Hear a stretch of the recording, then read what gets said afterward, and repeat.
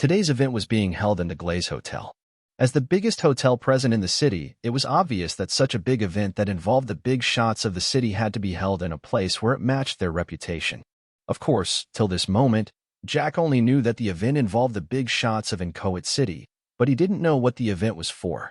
Well, not that anything matters, as what he was going to do there was to make connections that could help him in the future.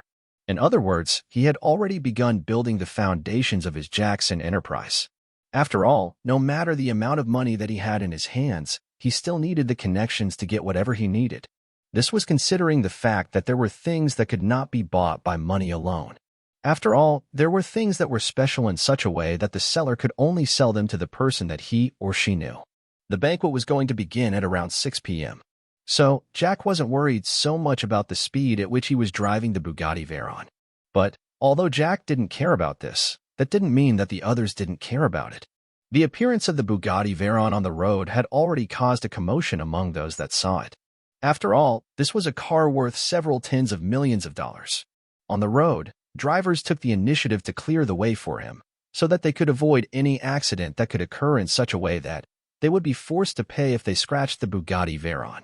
Of course, Jack had never expected that driving the Bugatti Veyron would cause such a sensation. He was out driving the car that he was given by the system as everyone and not to show off. But the result was that he had attracted the attention of many people. By the time that he got to the hotel, Jack had already gotten used to people getting out of his way or some pointing at his car. Since today was when the banquet was being held, the whole hotel had been reserved by the one that was holding the banquet. This showed that the host wasn't a small person to begin with. So, on this very day, only those with the invitation letters could access the Glaze Hotel. If a person didn't have the invitation, they would be turned around no matter who they were.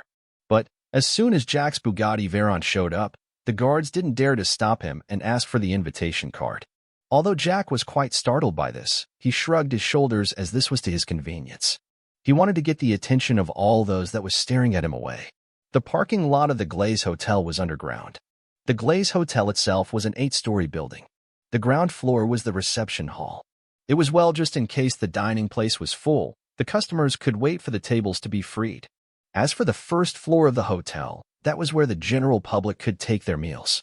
The second floor was where there were private rooms. These private rooms were nothing special other than privacy that they offered. On the third, fourth, and fifth floors, that was where the lodging rooms were located. On the sixth floor, that was where there were VIP level rooms. The seventh floor was a huge hall where meetings and conferences were held. It was big enough in that some of the ceremonies, such as their banquet that was being held on this day, could be carried inside. As for the 8th floor, that was the presidential suite area.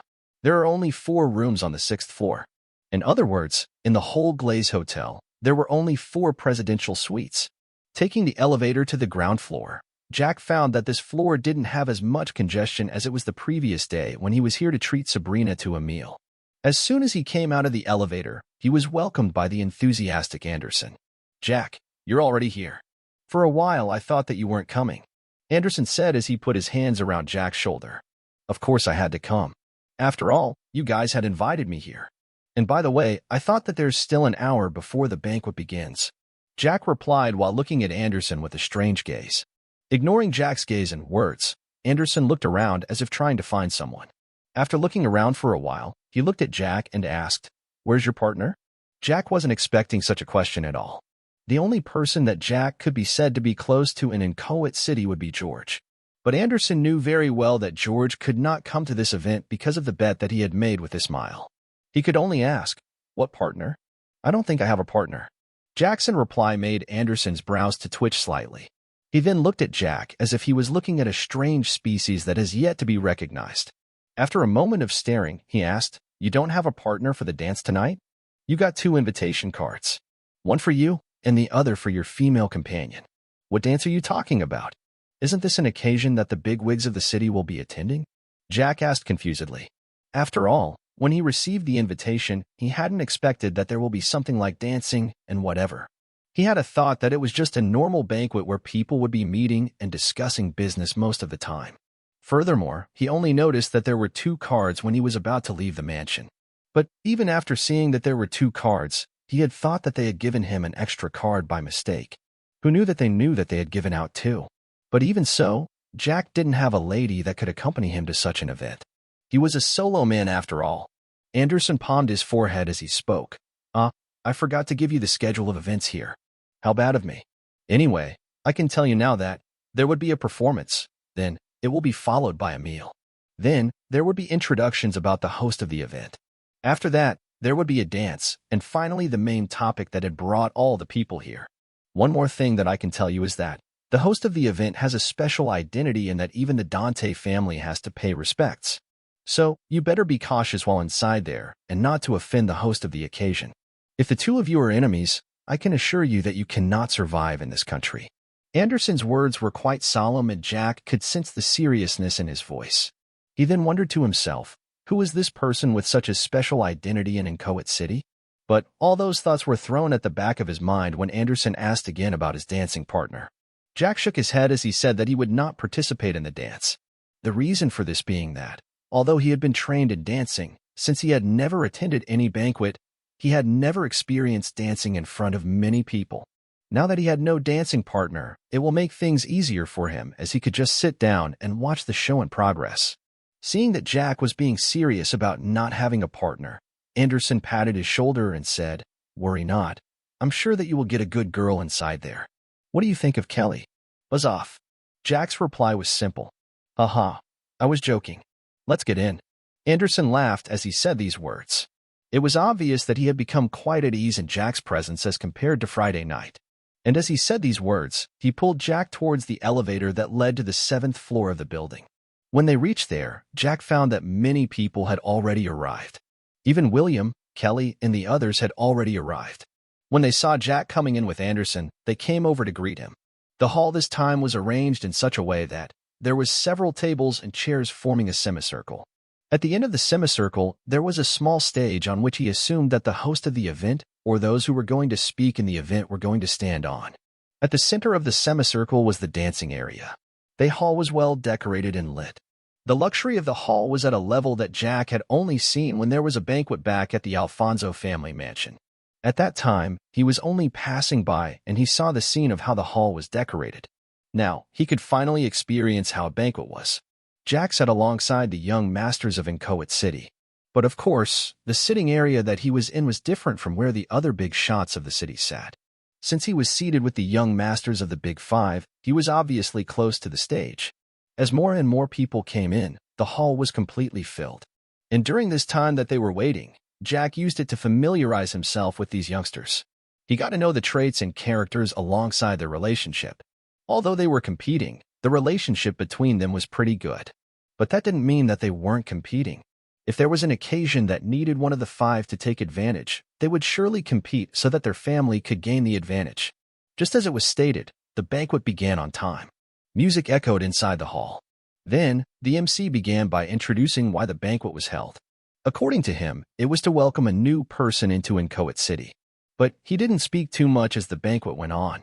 Jack was quite focused on the big shots that were being introduced by William and the others. He noticed that, although the banquet was held here, there were some people that came here from other cities, obviously here to curry favor. Well, what do we have here? Just as Jack thought that things are going quite well, an arrogant voice made him and the group to turn around and look behind them. Kelly frowned when she saw who had spoken. "Young Master Ben? I saw that you were having a good time here. So, I decided to join you guys. What do you think?" As he spoke, Ben made his way to them and sat on a chair that had been vacated by one of the youths. Jack could see that the mood wasn't that good as soon as this person arrived. From their expressions, Jack already guessed that the relationship between them wasn't that good. But what he knew was that, if there was a person that could make these five people frown, then that person must have a background that supported him. "Oh, I see that you have another friend that has already joined your circle," Ben said as he looked at Jack. But from this gaze, Jack could already see that this person was looking down on him. He frowned. This person must have come here to cause problems. And from the way that he was gazing at him, he was sure that he was going to try using him and find a way to cause trouble. But one question remained lingering in his mind. Who on earth was this youth that had come to cause trouble for the young masters of the Big Five of Inchoate City? As if sensing what Jack was thinking, William, who was sitting on Jack's left, whispered to him, "That is Benson Tawal, the young master of Tawal family of Blue City. His family is the overlord of Blue City." Although the Blue City is on the same level as Inchoate City, their family assets are slightly lower than the Dante family. But this level is already higher as compared to us. But once he comes to Inchoate City, he obviously doesn't have that much of an influence. So the only way that he can use to suppress us is in racing. Nobody in the younger generation of our city can defeat him. Jack was quite surprised after hearing about the young man's background. He couldn't hold himself back anymore and asked, "Is he that amazing?" Of course, he is. But that only applies to amateurs like us. For a professional like you, he definitely cannot compare. William chuckled as he replied. At this time, Ben, who was arguing with the others, turned his attention back to Jack. He then arrogantly spoke, "Guys, you haven't introduced me to this friend of yours that has recently joined your circle. I am pretty sure that whoever joins your circle must have capabilities, am I right?" When William heard this, although he frowned for a moment, his expression relaxed the next moment. With a sly smile, he spoke, "Young Master Ben surely knows us too well. He's Jack. And of course he has abilities that not even you can compare to." Ben, who was smiling smugly just a moment ago, frowned when he heard William's words. He gave Jack a scrutinizing gaze before shifting his attention back to William and asked, "Can you please enlighten me on what he does best?" From this, it showed that he didn't put Jack in his eyes at all. In other words, he thought that Jack wasn't worthy enough to speak to him. This time, William didn't reply as he looked at Jack for confirmation. In reply, Jack simply shrugged his shoulders to show that he didn't mind. It wasn't like William had any kind of information that could hurt him. Upon receiving Jack's consent, William stared at Ben with a teasing smile. "Don't you always feel proud that you are good at racing? Now, even our own city has its own master in racing. And I can assure you that you are not his match." When Ben heard these words, he frowned for a moment before chuckling.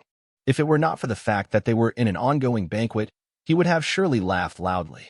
He gazed at Jack contemptuously before sneering, "Him?